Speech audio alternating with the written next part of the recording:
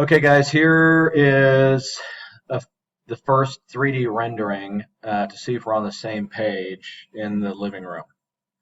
This cabinet's shallower due to the window here, your sink cab, and these sizes are taken off your sketch. This cabinet's 14 wide.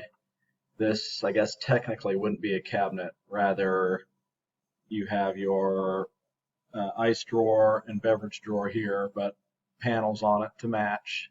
Um, these are two drawers here for alcohol.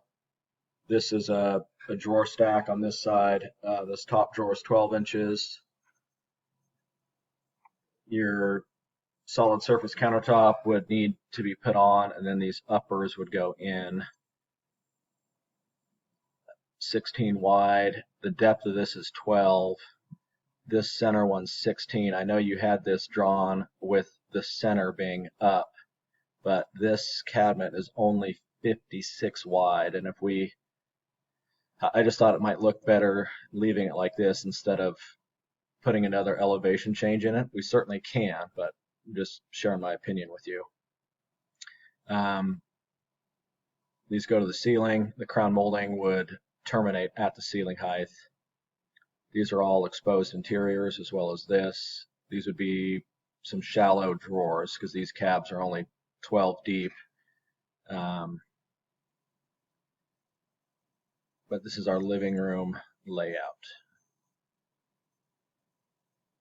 The dining room, if I'm reading your plans correctly, your beverage fridge, you had 5 drawers drawn, but we can do that. It just they get really small.